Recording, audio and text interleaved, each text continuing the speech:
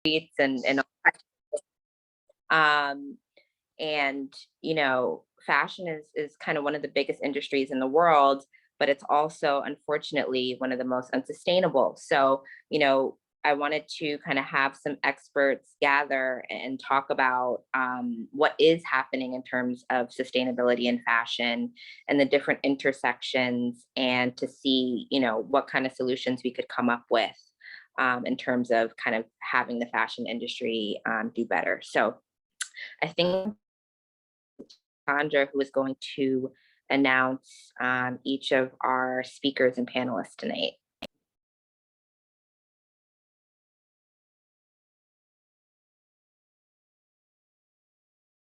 Is Cassandra here? I don't see Cassandra on the line.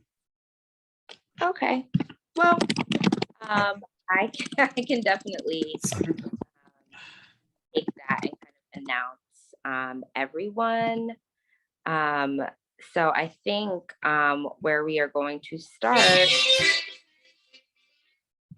Oh, sorry. I'd love to hear from Arielle first. Arielle is someone who I came across and who I met through one of our leaders for Climate Reality NYC, Philip, because they are kind of in a citizens climate lobby together. And I loved learning about Arielle's background in, you know, design. She's a fashion designer, and I think it's always super important to hear directly from fashion designers. But I also loved hearing that Arielle kind of leads a very sustainable lifestyle. So Arielle, thank you so much for joining us tonight, and would love to hear just a little bit about you and your work. Sure. Hi, Faith. Thank you so much for organizing this. And hi, everyone. My name is Arielle Crawford. I run the brand Arielle, a sustainable apparel label, fair trade manufactured in New York. Can everybody hear me okay? Just a thumbs up if I have unstable internet. Okay.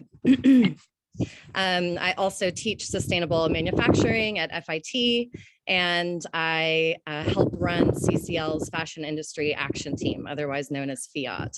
I've also officially resigned as a New Yorker, and I now live completely off-grid in the hill country of Texas, which is where I'm from. And that is really part of my story, because I felt like I hit the ceiling in New York as far as sustainability goes.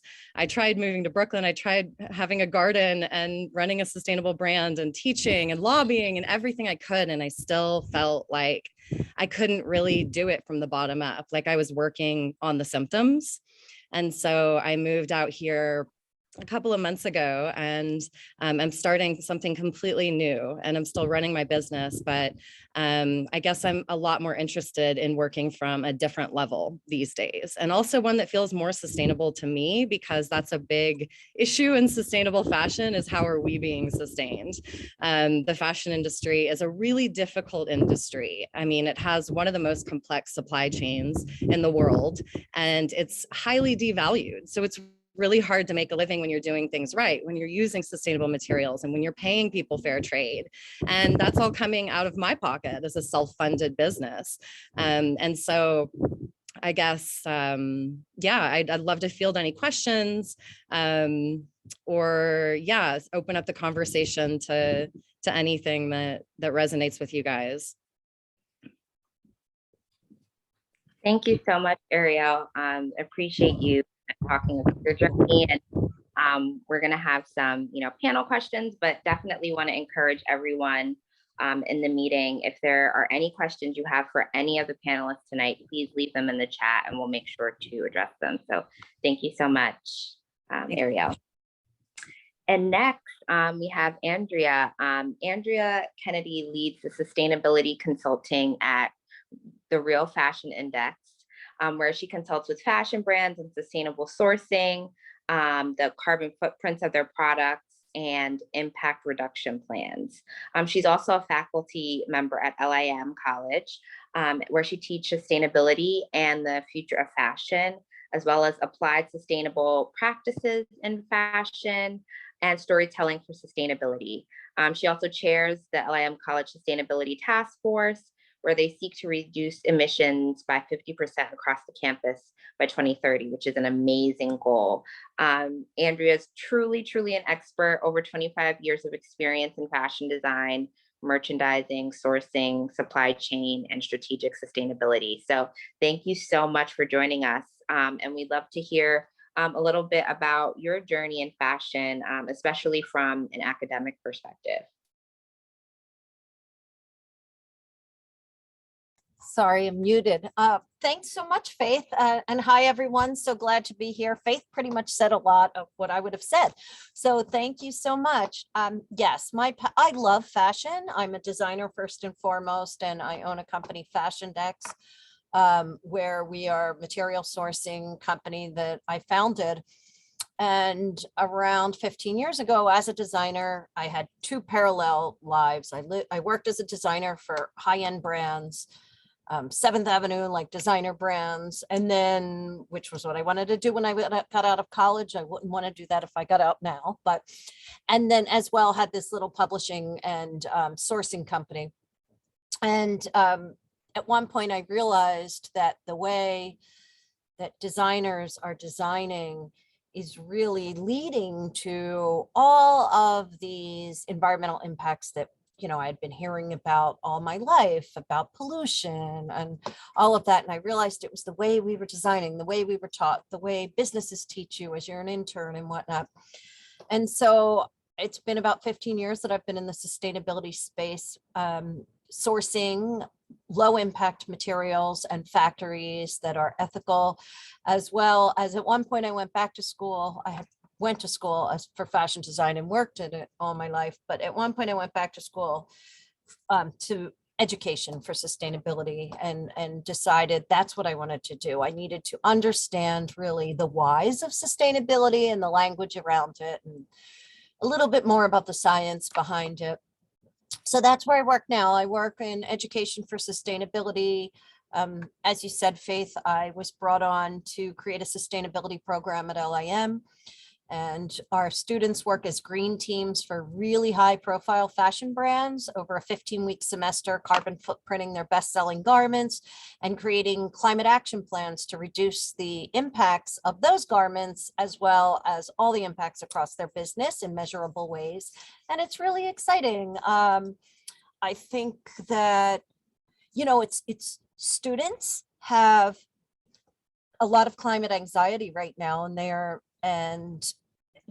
they're stuck in a space that's not their fault, and giving them ways to enter an industry that they love. They all love style, they love fashion, they love thrifting and all of that. And to be able to go into those companies as agents of change are really exciting. And since I've started the program here, we've had a couple students leave within the sustainability minor program and actually are working in the sustainability space at big brands, helping them reduce impacts. And people are telling me, oh my gosh, the student we just hired as the assistant knows more than we do. And so it's really great. So I feel like, when we sit in our rocking chair, I think that's what's great about education, right? Is that you can really see that the students who are passionate about it, research deeply, engage deeply, and really want to make change. And then they teach others. And that's what's really exciting. Thank you so much. Yes, I always love to see what students are designing. I also love to hear from them and kind of what they're thinking, because they are the future. So thank you so much for talking about what you do. Next, I would love to introduce Ngozi.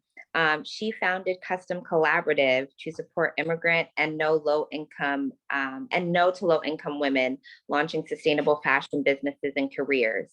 Custom Collaborative serves U.S. designers who want to design and produce locally, fashion industry workers, and consumers who want ethical fashion. Ngozi has won an incredible, a litany of awards. She is 2021 AARP Purpose Prize Fellow, 2021 Crane's Notable Woman in Business, 2020 World Changing Women in Conscious Business winner, and I really can go on. So Ngozi, I thank you so much for joining, and I would love to hear a little bit about your work with Custom Collaborative and what you all are focusing on at the moment. Yeah, thanks so much, Faith. I'm really excited to be here among your members and the other panelists just to have a great discussion this evening. So you've read my bio, the highlights. I really started doing this work because it was clear to me that there were people who could make clothing that made us all happy, that fit people, and that these same people who made our clothes could make a living wage. So that was really the genesis. And of course, it was really important to me that we would be sustainable, environmentally sustainable, as well as sustainable in terms of human rights and paying living wages.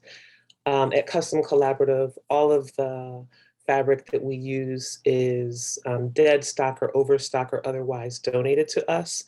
And teaching sustainability to our program participants who, as you said, are no and low income and immigrant women is really important because we recognize that communities of color really bear the brunt of unsustainable environmental practices. So we really wanted to give people the knowledge and the language to be able to be involved in the climate movement, which affects them. And so we've had lots of insights from our participants, and just really glad to help be a bridge from the I guess, a bridge between environmental and sustainable and climate communities, and then also folks who are generally excluded from climate and environmental conversations. I would say that the most interesting thing that Custom Collaborative is working on right now is developing a corporate sustainability fellowship program. So other people who might not have been able to go to graduate school or who might not have a background in sustainability will be able to get some education and some support so they can work in the corporate sustainability departments along with Andrea's students. So thank you. Thank you so much. That is amazing. That sounds like a great program. I know so many people are looking to do more work in sustainability, but don't always have the knowledge base. So I think that'll be great. Thank you. And lastly, I would like to introduce Whitney Bauck. Whitney is an independent journalist who focuses on fashion, climate, and religion, and she contributes to a number of publications, including the New York Times, Washington Post, Financial Times, Vogue Business, and more. Whitney and I met when she was the senior sustainability reporter at Fashionista. So I'm really happy to have Whitney here. And Whitney, would love to hear a little bit about the reporting you're doing now when it comes to sustainability and fashion. Yeah, well, thanks for having me. So just to give a little bit more of my background, as Faith said, I was the senior sustainability reporter at Fashionista, which is a fashion news website based here in New York, for a number of years, and went independent about a year ago. I've really been reporting on the intersection of climate and culture in all sorts of ways since then. So my goal is often to get climate and environment reporting in front of people who might not seek out the climate or science section of the newspaper by, showing people how the climate story is connected to so many other things that they care about. My background in this really started with the human rights sort of side of things as well. So I first started writing about fashion in 2013, which some of you might remember. The Rana Plaza collapse in Dhaka, Bangladesh happened that year. And it was really influential for me and for a number of people in the industry in terms of just understanding how our consumption patterns here in the West are connected to human rights abuses in a lot of other parts of the world.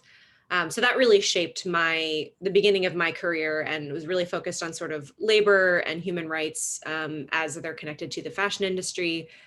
And the further I got into that, you can't take care of people if you're not taking care of the land and the water and the air where they live. So that really sort of became my entry point into climate work, which is increasingly more and more of what I'm doing now. It's definitely not just fashion reporting for me at this point. So a lot of my work is in trying to help people make those connections. And I think a lot of where I'm coming to also is maybe a little bit different, since I'm on the, the reporting side rather than the designer business side, where I think a lot of what the conversation that I'm wanting to sort of see the industry engage in is really about degrowth and moving away from a growth model and trying to understand what it would actually look like to rein this industry in. Because I think myself and a lot of other people who have been working in this space for a long time really believed for a long time that we can sort of buy our way into a better industry. We said, buy these materials rather than these materials, shop with these brands rather than these brands. And I think a lot of us who have been in this space for a long time are starting to say, that's not what's going to do it. That's not how we're going to fix it. So there's a lot of conversations about how do we start to actually regulate this industry so that it is, we don't trust automakers to regulate themselves. We don't trust big tobacco to regulate itself.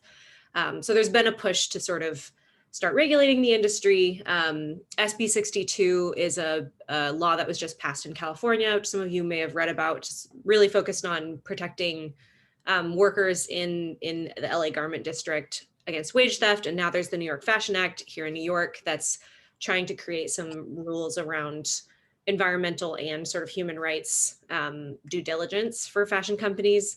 So I think that's sort of how I've seen some of the conversation progress over time. And my interest is really in how we can move beyond sort of just making a greener version of the status quo and actually like really fundamentally shifting our mindset and our understanding of what this industry is. And from my understanding, that means the industry itself is going to shrink. It's going to mean that there's less fashion and like less fashion jobs, which is a really hard conversation to have.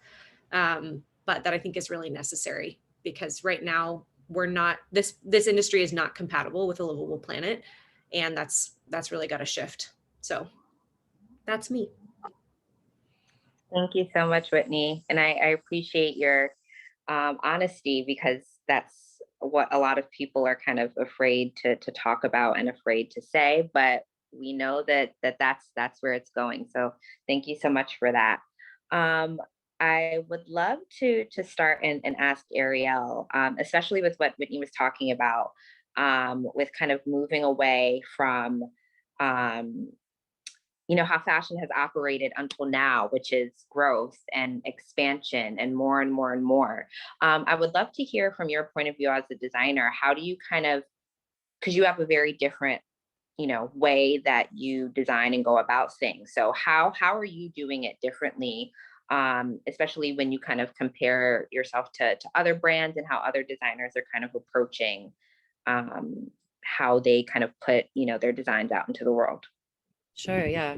I guess it really comes down to the supply chain. So I believe in a regenerative supply chain, and I had the benefit of, I worked in corporate fashion throughout my career. And when I started my brand, I got to start fresh. I didn't have to turn my ship around like a lot of these other big brands are going to have to do. And so I started with some pillars, and those were, I'm always going to fair trade make in America.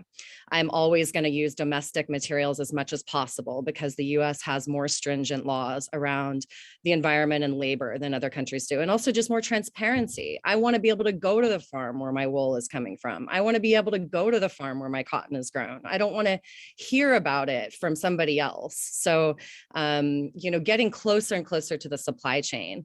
And we definitely need less clothes. Less but better is another one of my mantras that I really try to educate my consumers about.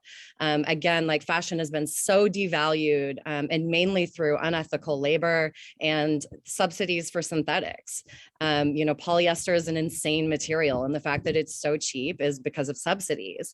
And so if we really knew how much things cost, we would be more willing to pay what it took, what goes into that. Again, fashion has an insanely complex supply chain. And I think if more people knew what that supply chain looked like, they would be more ready to value that. And so Part of my mission as a brand, my whole approach to marketing is education. I run a blog and I teach. And I think the more we can put this information in the hands of the consumer, the more people will do what's right. I don't think we're evil, we're just uninformed. And also fashion has this trick of keeping everything behind the veil. And it's not that it's not that they don't know better. There are ugly things behind that veil. And that's how they're able to keep things so cheap. And so the only way that we can really support a regenerative supply chain with our purchasing power, not buying our way into sustainability, of course, but we do have to be willing to put our money where our mouth is as consumers. Maybe we're only going to buy 3 or 4 things a year. And maybe those things are going to cost $100 to $300 each. But we have to be able to, we really need to get comfortable incentivizing a regenerative supply chain. And that is going to take, we have to look closely at what are brands doing and who do you resonate with? Who's telling the truth? It's really hard out there with all the greenwashing. It's almost impossible to know what's going on. And so shopping small is another huge consumer tip for me. And fair trade. Fair trade is one of those things that if they're fair trade, they're probably doing other things too, because that's the most expensive aspect of our product is labor. And so I have a cheat sheet guide that I'll drop in the comments that I've prepared as far as materials go. Another consumer tip that I preach is reading your content label like a nutrition label. Like, why do we go to the grocery store and flip the can around and look what's in it, but we never look at the content label of our clothes? Everything you want to know is right there. 100% polyester, made in China. No, thank you. Like, how can we can educate ourselves. It's all right there. Legally, it's required to be. We just need to pay closer attention. And I love, the idea of thrift and vintage and using what we have. But I also think that can be, there's this dangerous narrative with eco-influencers, which is nothing new. And while I totally get it, I get it. I went off grid for a reason. I think that can be a dangerous narrative because it's again teaching people that fashion's not worth anything, and that we can still pay $7 for a t-shirt and we should never want to pay anything more. And so I say do 80 to 90% of your wardrobe thrift and vintage, but then make sure that you're putting your money where your mouth is and supporting sustainable practices, because a lot of small brands like mine won't survive without consumer support. It's as simple as that. We don't have the funding of big brands. We don't have crazy marketing budgets. We can't cut through the noise. And so we have to be supported somehow. And if consumers and eco-influencers are saying nothing new, then we can't do our work in sustainable fashion. Thank you so much, Arielle. A lot to think about there. Thank you. And Andrea, I'm very curious about, you were saying that a lot of your students have climate anxiety, and how you're kind of working on giving them solutions to be able to combat that. And I just kind of wonder from you, especially having seen the industry, over 2 decades, how have you seen things change with sustainability? And do you really believe that fashion is going in the right direction with it?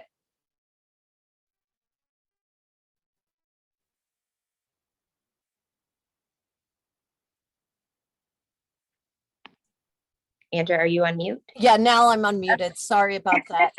Okay. Great question. Thank you so much. All right. So in trying to unmute myself,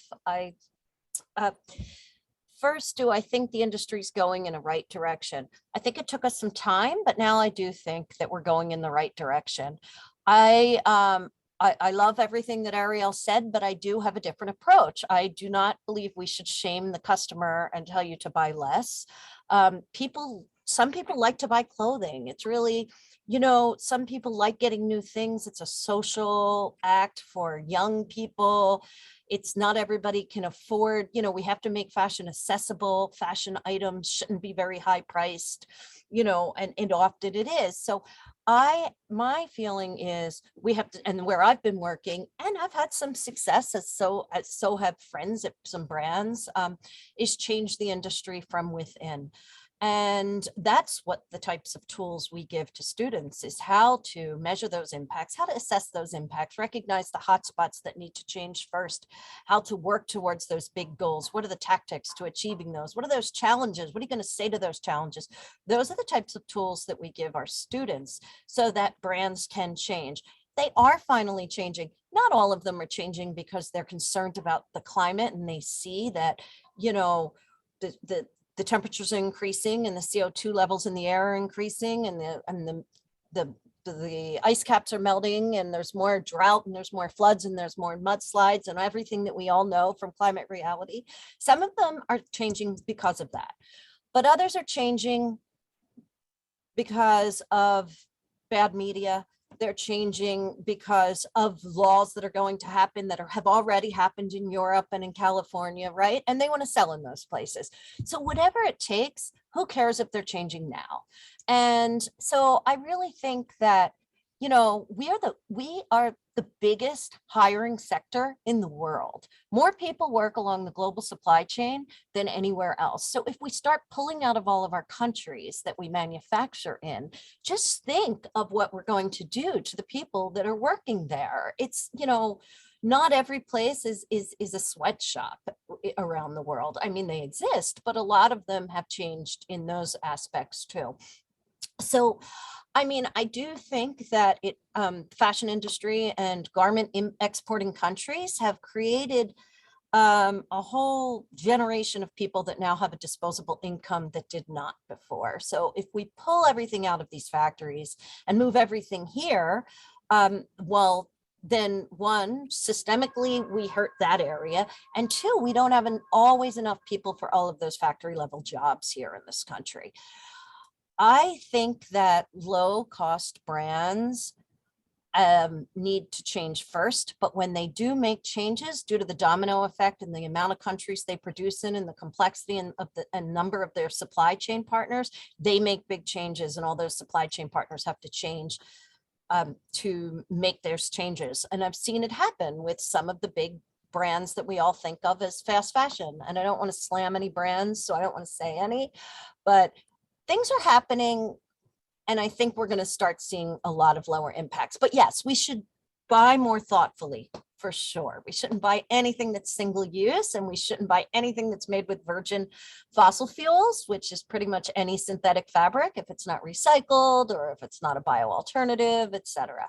But I also think that we need the brands to change more than the consumers to change. Thank you, Andrea. Yes, definitely buy more thoughtfully for sure. And thank you for giving your point of view. I think that is very interesting. And Ngozi, I mean, you work very much at the intersection of, I mean, we know sustainability and, you know, unsustainable practices affect people. And I think you really work at the intersection of how our practices affect a lot of the people who are the most vulnerable. And you know, I'd love to hear from you just in terms of, you know, we don't often think of sustainability when it comes to people and what it means to have, you know, a living wage and to live in environments with pollution, you know, which many of, you know, if you're low or no income, that is often where you live. So I'd love to hear from you why we need to kind of broaden our thoughts about sustainability in fashion and really think about, you know, how our practices affect the most vulnerable people in our society. Yeah, sure. Thank you so much for the question. There was an article in WWD today about fashion manufacturing in different countries. And for each country listed. I think that the study came out from a group called TIWW, and I have to figure out what it stands for. And I was actually looking for the article just now while Andrea was talking, but I'll try to find it later and put it into the chat. But basically, there was a graph that showed the difference between how much people made in garment jobs in about 20 different countries and the gap between that and a living wage. Right. And so I think that as we think about material sustainability, that it's just, well, for me, it's incomprehensible to separate that from people sustainability. So again, if the people who make our clothes make the least amount of money, don't receive living wages, then how can we possibly say that the garment that we're wearing is sustainable? If it doesn't sustain people, it really can't sustain the planet. And having seen and been in places where, you know, I see the rivers run red from dye, and there's like tons of air pollution, it just seems to me that if we talk about one part, we have to talk about the other. And not for nothing, HIG just came out, I think last week or the week before, with an updated index that does include worker conditions. So I just think it's important to think about both when we're in this conversation, and also to not make assumptions about what's okay for people, how they can live and how they really do live. And so I see that somebody put in the chat window, oh great, the industry that we want. So thank you so much, Stephanie, for doing that. But I just feel like it's a very important component that's easy for people to overlook, because the people who are producers of our clothing are more likely than not low income, and so they don't have political power. They don't have the same type of voice as some of us would take for granted. Thank you so much, Ngozi. That's super, super important. And Whitney, you often report on, you know, a lot of the changes that we're seeing, a lot of the policies. You know, tell stories of, you know, designers who are doing things differently and kind of getting sustainability right, but you also, you know, hold people accountable. And I wonder for you, how do you figure out, you know, which stories you want to tell? Like, you know, how are you kind of working on, you know, putting things together? Because, you know, fashion is a very busy industry, and there's a lot going on. So how do you figure out, and where do you figure out in terms of like where you're pulled in terms of your storytelling? I have spent a good chunk of time getting to the point where I can make a living without selling anything. A lot of how fashion media works is that whether it's sort of explicitly doing it or it's sort of subtly doing it, it's trying to sell you something. And I just genuinely don't believe in that at this point in my life.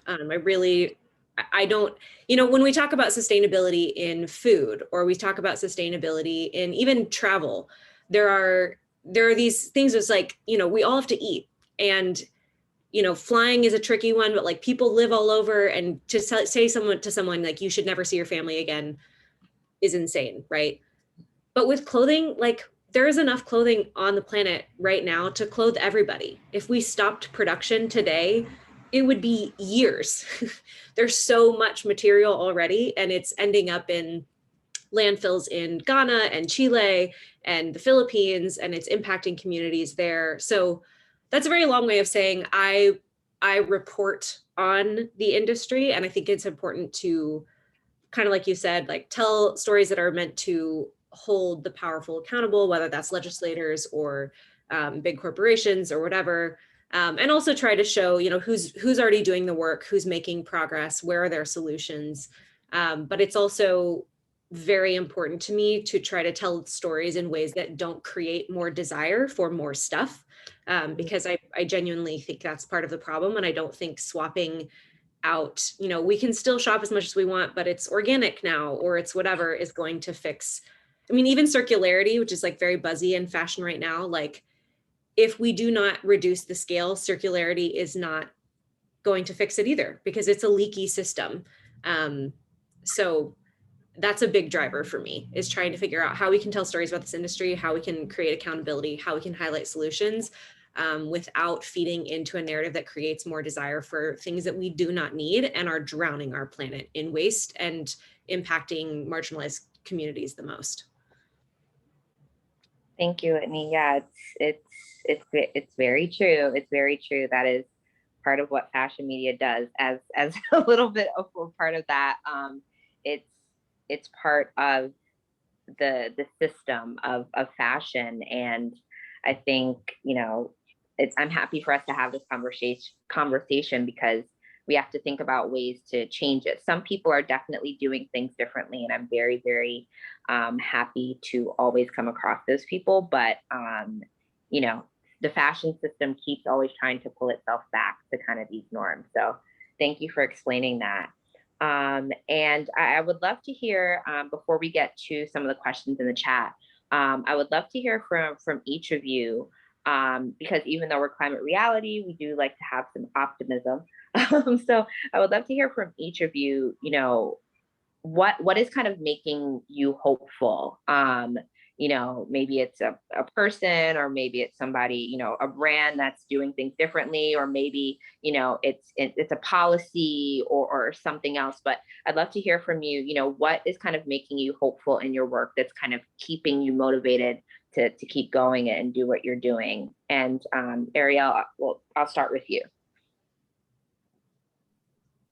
Sure, thanks. It's such an important question because I've definitely struggled with climate depression throughout my career and throughout my life. And I feel hopeful these days because I am reclaiming agency. And this is why I believe in conscious consumerism, is because quitting plastic 7 years ago is what led me to where I am right now. You know, and people love to say, like, there's so much critique to conscious consumerism. And of course, I believe, I mean, that's why I'm a lobbyist. I know we have to work from both the bottom up and the top down, but I do believe in the bottom up as a way of living our own lives with integrity and with agency and with reclaiming who we are as people on this planet, citizens, not just consumers, and the things that we create from that place and the ways in which we collaborate from that place are what are really interesting to me. So yeah, I feel hopeful by living off the land is giving me a lot of hope right now. I have my campfire going. I'm about to make my dinner, and just simplifying in this way, nothing has made me more happy or satisfied at like the most basic cellular level. And it's this like just tapping more into those are the ways that we have primal agency as citizens on this planet. Thank you so much for that. Andrea, I'd love to hear from you. What makes you hopeful in your work? I love everything that Arielle just said. What keeps me hopeful? Well, first of all of the, you know, the fact that jobs are in fashion and sustainability is the biggest growing space in fashion right now, are jobs and sustainability. That keeps me hopeful. So students keep me hopeful that they want to be agents of change, and they are becoming them. All the innovations that are happening. I'm on the strategic council of the Higg Index, and I'm loving every change that, you know, that's been happening. And that, in the response to the question in the chat box about what platform can you use to help reduce the impacts of your supply chains, that's one of them, by the Sustainable Apparel Coalition. But I'm also hopeful by some of the brands that are really making changes, both environmentally and socially. My favorite one is Cotopaxi. It's a bag company, and they've been doing amazing things, but I have a whole bunch of them. And then I'm also excited about this new Fashion Act. It's going to require companies to map 50% of their supply chains. And once they do that, they're going to realize how complex they are. If those who haven't understood that, And so in being more transparent, we'll automatically see where the hotspots are, what we're embarrassed to have out there, and then start making those changes. So I am very optimistic, more so than ever, actually. And I think that things will change. I think desperation is the point where a lot of people are feeling, and that's when big changes happen.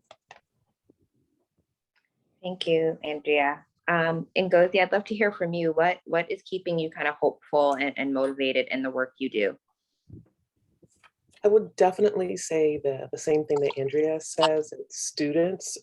So both the students and participants at Custom Collaborative and the students I get to meet when I talk at LIM or FIT or Parsons or anywhere actually.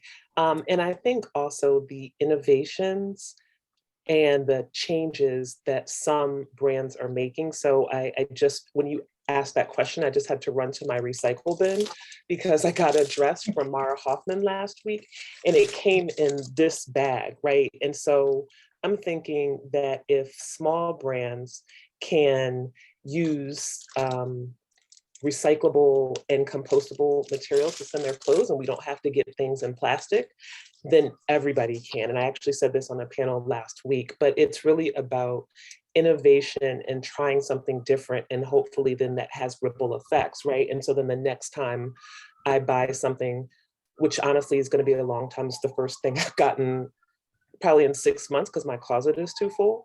But the next time I buy something from a company, I'm going to ask, like, okay, are you using plastic bags? Are you using this technology that is obviously available because even smaller brands have it? And so again, it's just innovation and people trying to do what they can to maintain a livable planet. And I think the last thing I would say is I'm going to talk about something that Whitney said, but which is the SB 62 that passed in California late last year. So Custom Collaborative worked with a group of organizations that were trying to get this legislation passed. And so now basically all garment workers in California have to be paid the minimum wage. And so again, that's the type of thing that I'm excited about, grassroots, pushing government, because business is not going to get there on its own in time for us to live on the planet. Thank you so much. Yes, we definitely believe in kind of pushing things forward, especially at Climate Reality. And thank you so much for the reminder that, you know, we as consumers can ask brands that we want to patronize what they're doing. You know, and if brands, you know, if you ask and you don't get an answer or you don't get the answer you want, definitely think about, you know, going to another brand. So thank you for reminding us that we definitely have that power. And Whitney, I would love to hear from you. What kind of keeps you hopeful and motivated in your work? Well, I definitely would echo the sort of policy and regulation call outs that we've been talking about. So the New York Fashion Act and SB 62.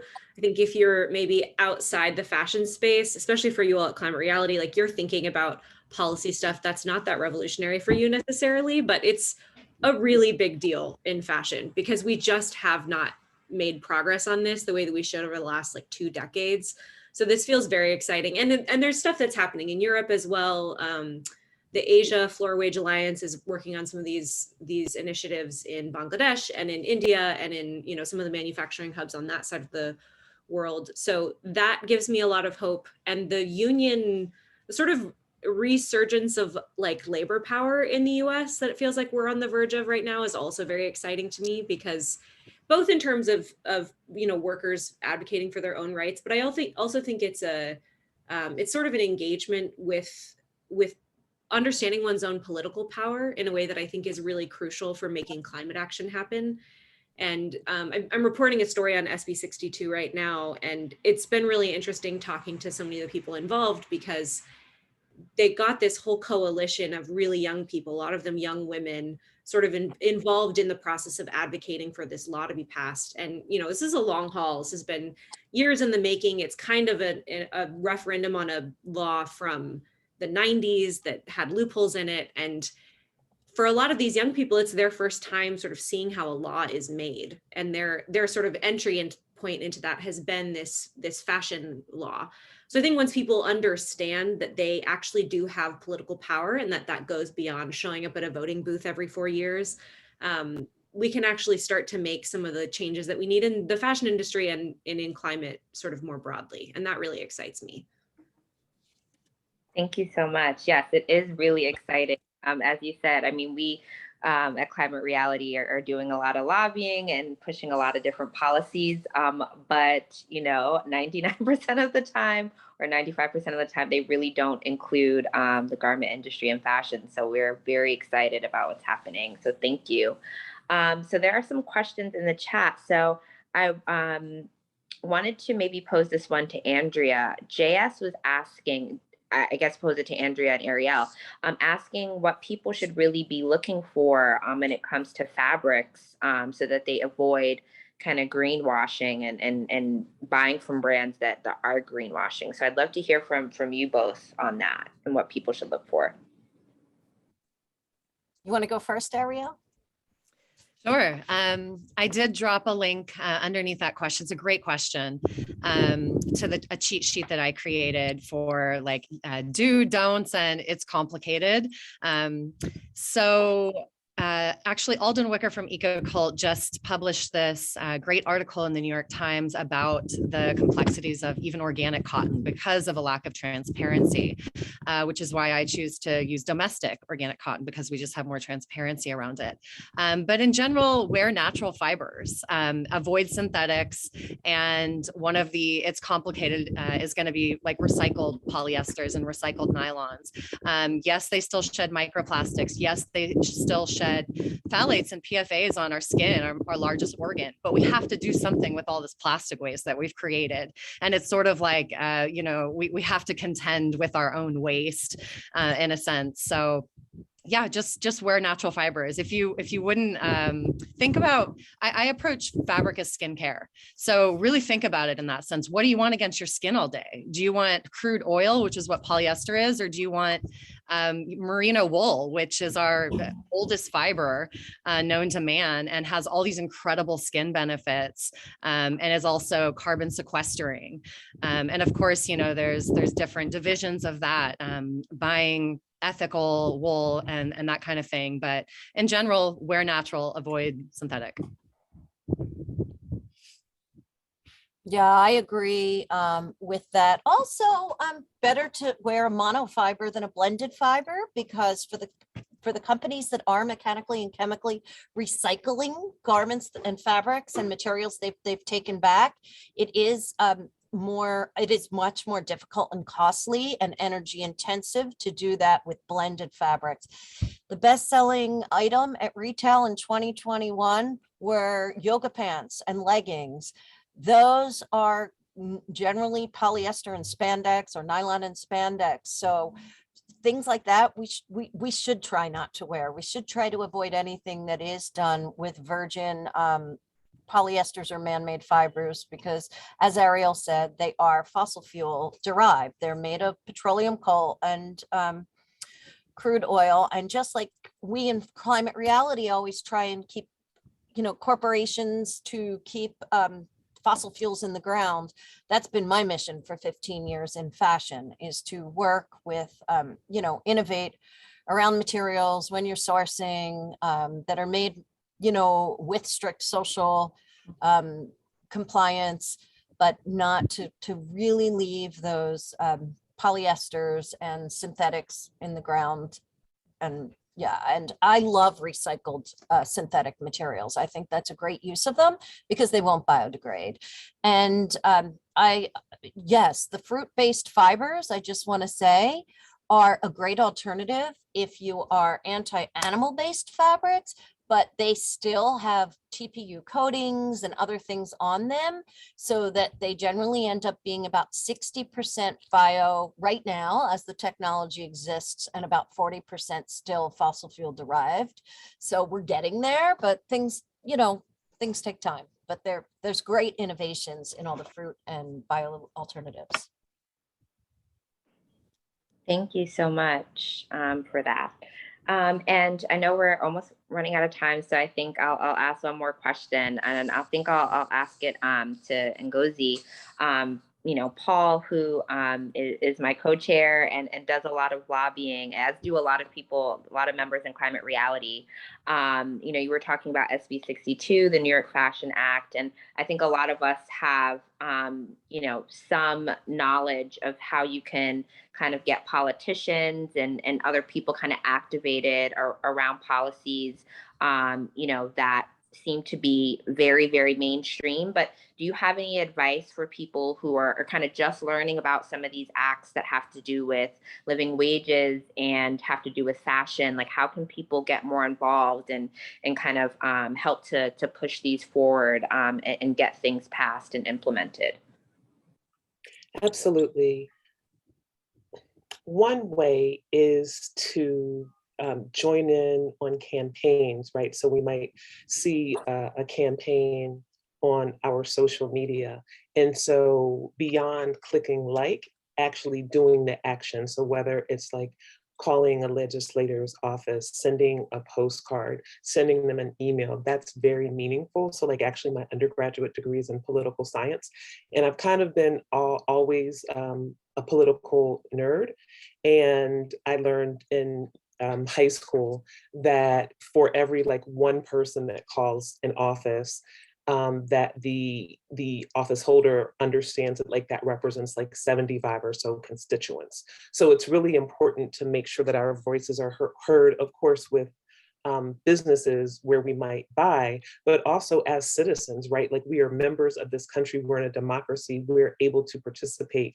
And so yes, there are many high powered and well-paid lobbyists, but we need to hear from people about what it is that we actually want and what we support. And so in fact, with the New York Fashion Act, it originally came out in one way. And so Custom Collaborative is among a group of others who've been talking to the senator and assembly person about modifying it and amending it so it has more teeth. Same thing, there's some federal legislation potentially coming out. And so we've been talking with our senator as well about how that can have more teeth, because as somebody earlier said, yes, there is a lot of legislation, there's different standards in California, in Germany, in France than what we have here. And so in order to better us all, we really need to make sure that we're pushing on all fronts and that we make the call or send the text to our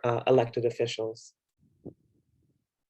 Thank you so much for that advice. I hope everyone is going to do their part. We've definitely, been doing that for other policies, and I think it's really important because we're on the cusp of a lot of changes in fashion to kind of put that same energy towards some of these acts and laws. So thank you so much. I want to thank Arielle and Andrea and Ngozi, Whitney. Thank you so much for a great discussion tonight.